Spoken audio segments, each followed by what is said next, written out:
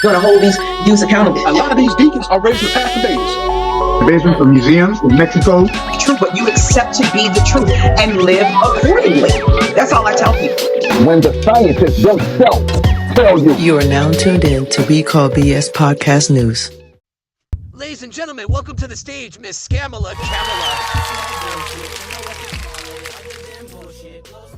I'd ask people in the room to raise your hand if you relieve student loan debt relief, because you voted in 2020 and Joe Biden and I came in office and were able to forgive billions of dollars of student loan debt.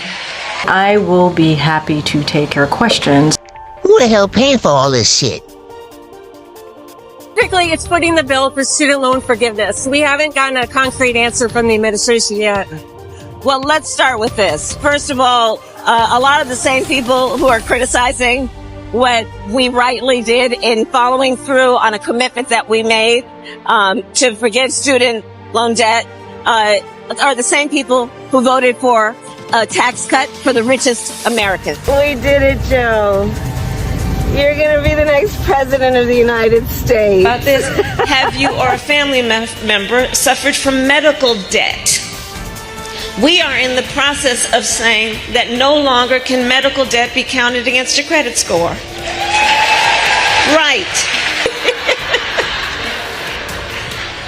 But the credit score makes a decision then about who's eligible for a car loan or a small business loan or getting an apartment lease. And what's wrong about medical debt being used in the credit score is the credit score is supposed to be a measure of whether you're responsible with money. A medical emergency is not about that issue. What we have done to cap the cost of insulin at $35 a month. Raise your hand if you have a family member who has diabetes. Right. And what we know is that black folks are 60% more likely to be diagnosed with diabetes. We cap the cost of insulin at $35 a month. We have finally allowed Medicare to negotiate drug prices with the big pharmaceutical companies to bring the cost down. So I say, look at what we've done to know that when you voted in record numbers, people voted in record numbers in 2020. This is what was able to happen. And when everyone votes in those numbers again in 122 days, we can see it through. And seeing it through includes what we intend to do to raise federal minimum wage, what we intend to do to bring down the cost and make affordable child care a reality for all families. We have said 7% of your income should be, not more than 7% of your income should have to go for child care. What we are in the process of doing for affordable housing, both for renters and those who want to be first-time homeowners. We have a plan. We need Congress to agree that if you are the first generation in your family to seek home ownership, you'll get a $25,000 tax credit to help you with the down payment.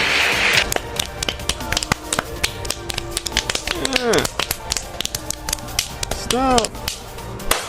Here we have classic Scamala, Cam going around to these events showing her quote unquote black side, which she never once stated that she was quote unquote African American. The black people gave her that name and she just played on y'all emotional strings and you fell for it like we did with the other beige nigga in office, Barack Hussein, drama. So my question is to you people that's listening in. How is this any way, shape, or form specifically for the black communities? I want you to take a really, really good listen to the things that she's proposing, that she wants us under the guise of the black vote to take and give to them.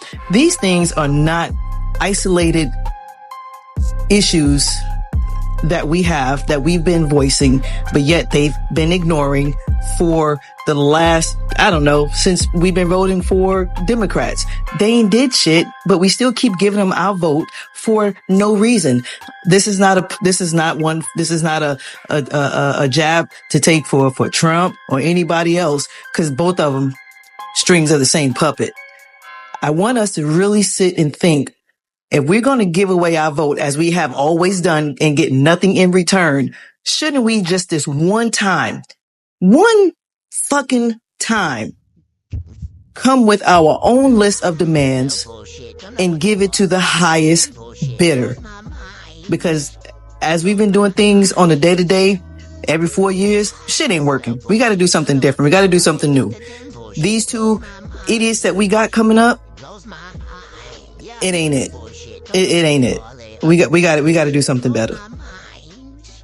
The total initiative relative to what we're going to do with more Border Patrol and more asylum officers.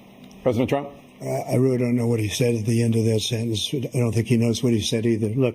Taraji, that Project 2025, y'all. Ooh, y'all got to go out there and vote. That fuck 'em up. They're not like us.